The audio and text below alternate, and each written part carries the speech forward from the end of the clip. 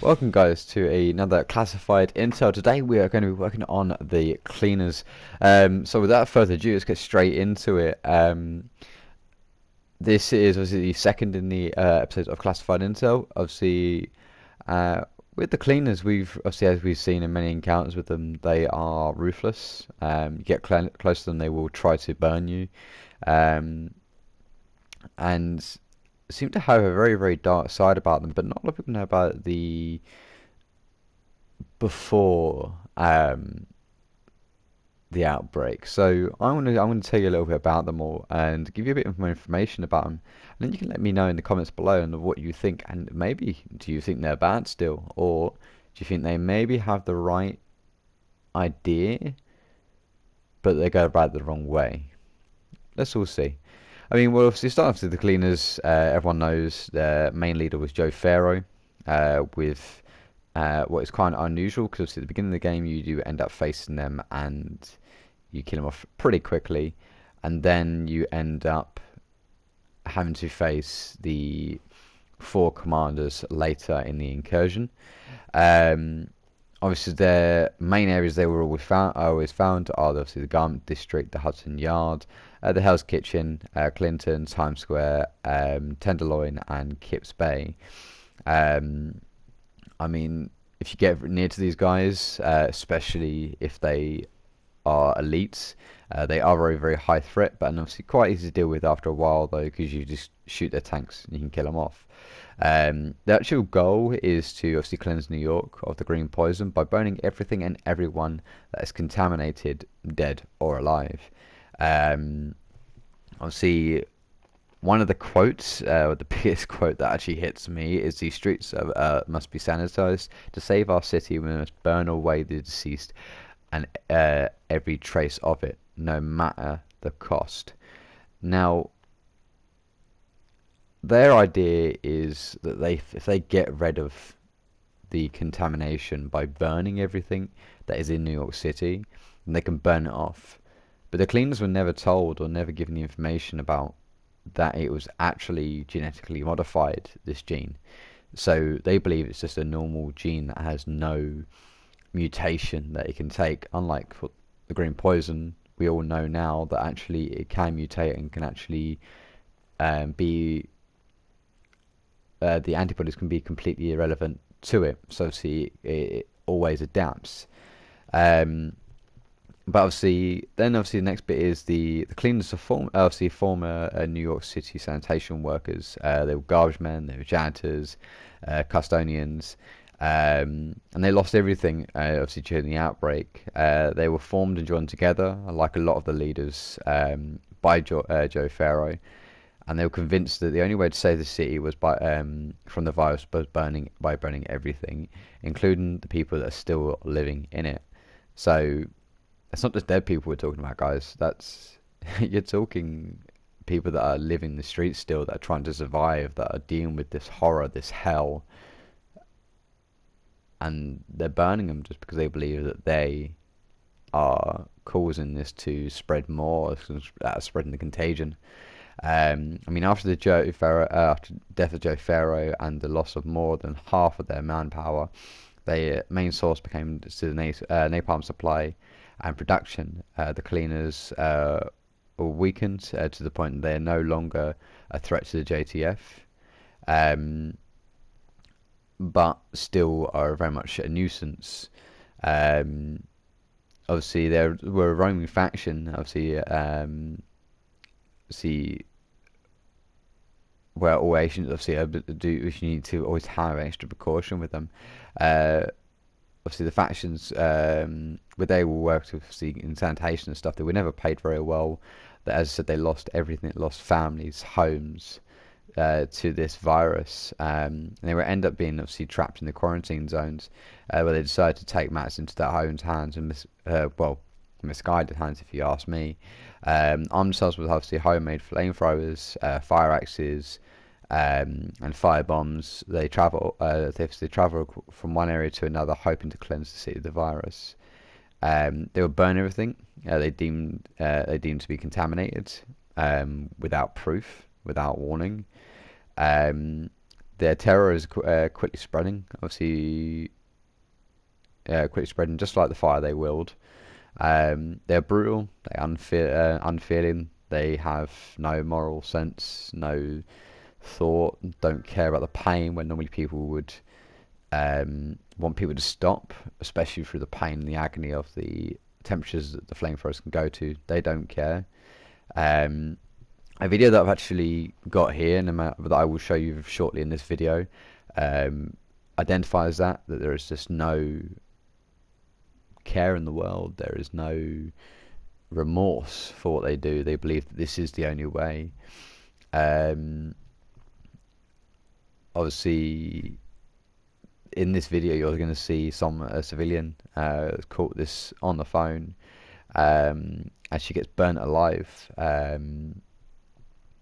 We obviously, you can also know before the breakout got so far, before the second wave came in, more when the first wave were available, they used to go around in yellow like garbage trucks, where they used to burn the bodies, pick them up and throw them into the garbage bin, and then actually crush the bodies together, and then send them down to the incinerator down in the central of New York City.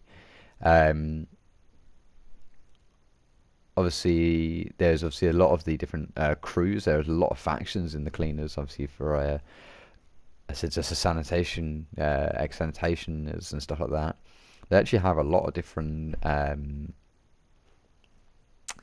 rankings through their thing. They obviously went for starts off from the swing shift, the early shift, the night shift.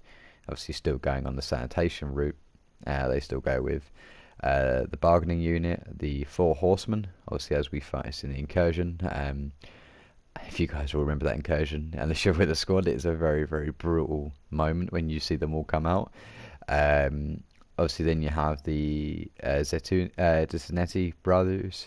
Then you have the Derby's crew, the Robson's crew, Alman's crew, Marconi's crew, Davenport's crew, the Kronowski's crew, and the Quintilian's crew. Now, these were all sanitation companies in New York City at the time of the outbreak. Obviously, then decided they were all going to take this into their own hand. They obviously all form, as a whole, they form the cleaners, but they all actually are separate organizations. But obviously, we just put them into one bracket as just the cleaners. Obviously, with talking back at their ranking systems, obviously we killed off Joe Ferro fairly early back in the Napalm site on the original storyline. Obviously, we also killed off Martinez, what was the second in command. You then have Rogan, who was in Amherst.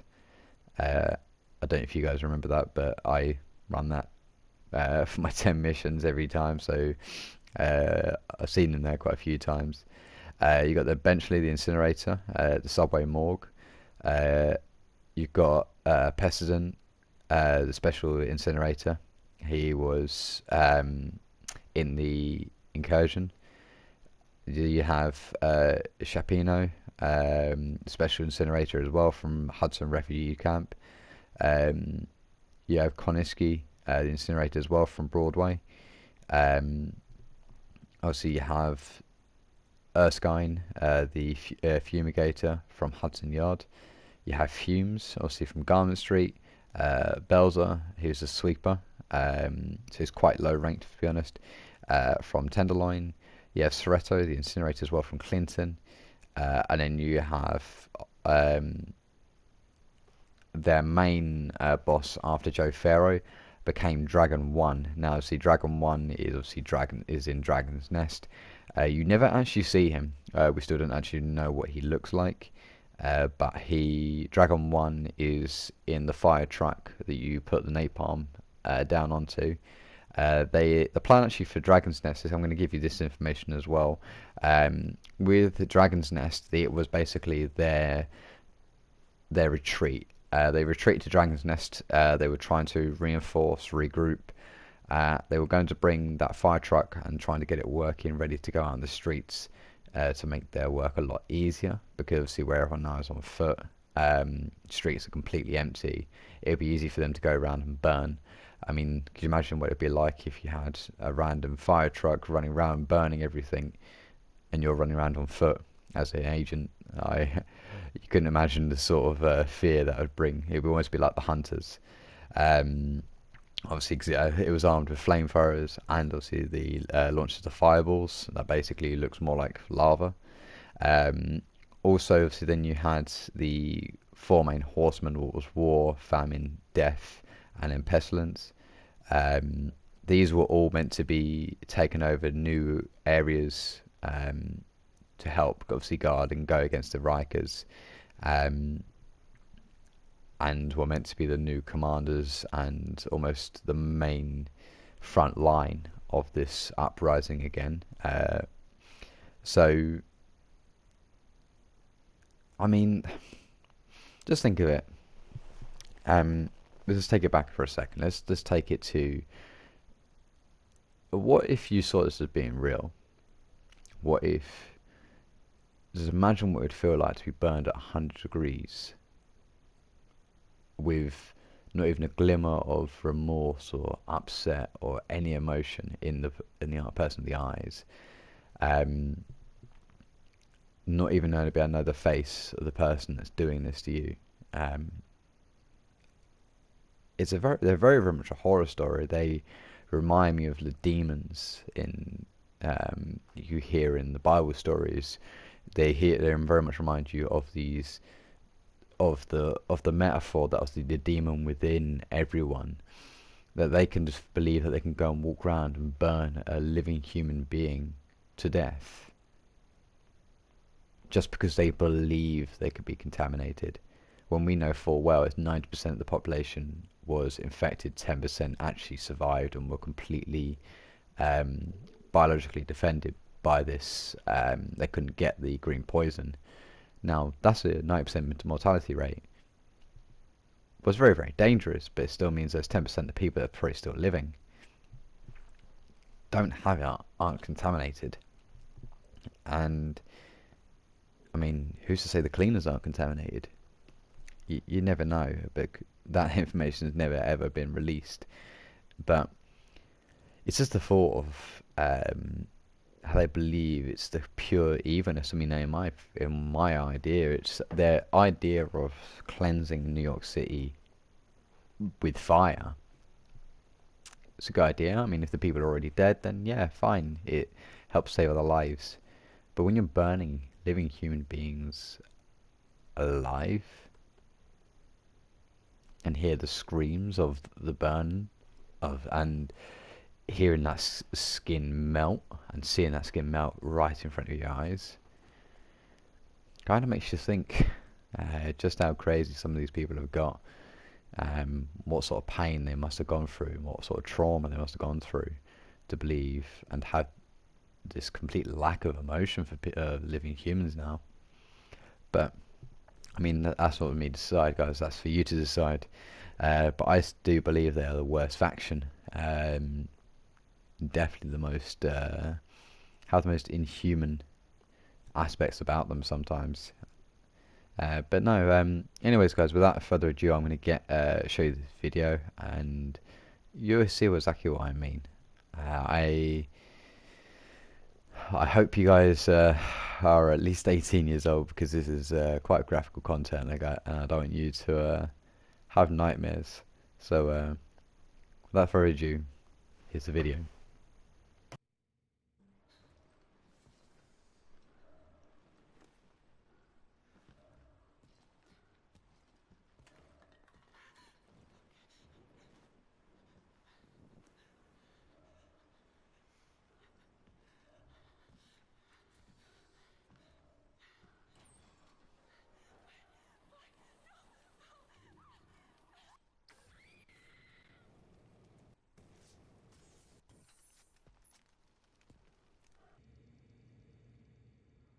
So for you guys that obviously are new to the game, the best way to deal with cleaners is always aim for their gas tanks.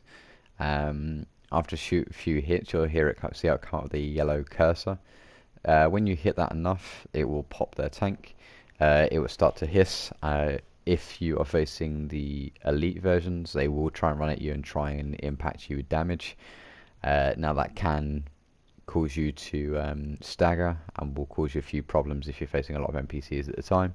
But obviously, as long as you guys are careful and stand out of the way, you should be fine.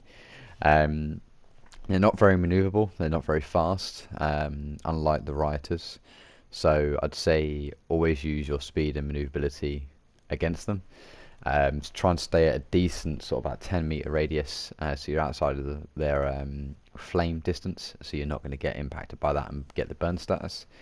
Another thing is, I know they're the cleaners and they use fire, but they are not fire resistant.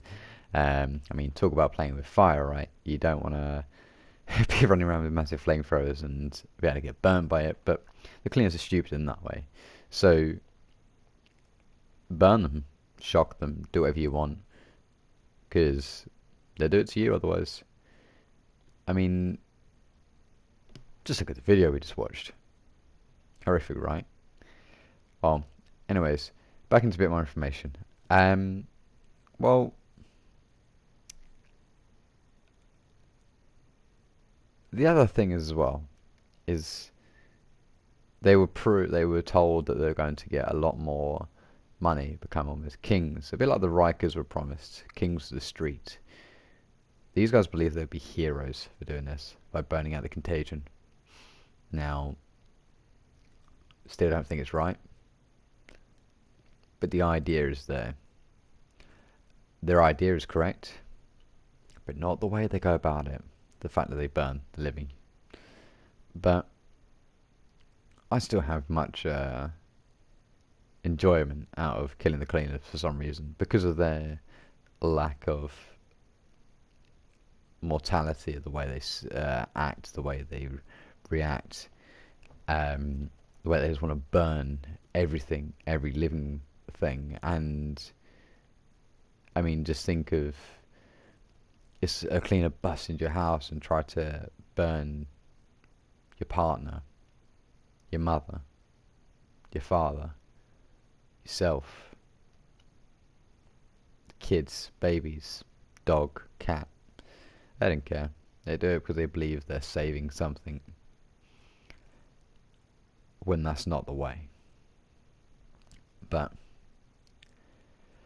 that's all we have on the cleaners today, guys. There's not actually much information. I mean, compared to Iron Kingdom, there's not actually much information you can find on the cleaners, except there was the sanitation workers and the stuff I've told you today.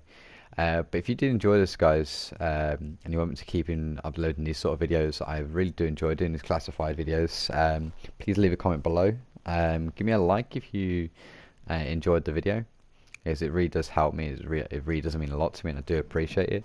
If you guys comment below and tell me what you'd like to see next week, I will do the most voted for. If you have any questions, anything at all, then please comment as well, and I always respond to any of my subscribers that comment to me. And if you haven't already,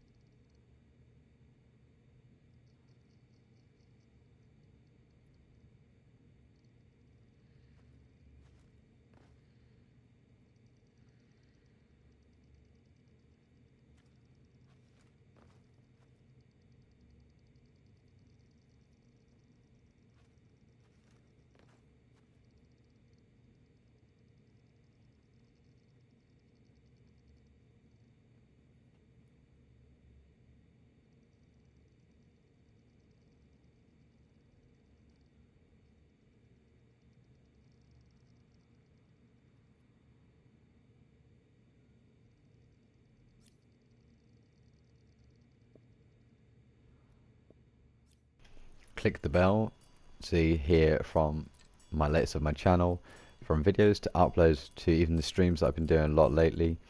So until next time, agents, HuNTErzxMIni out. Goodbye.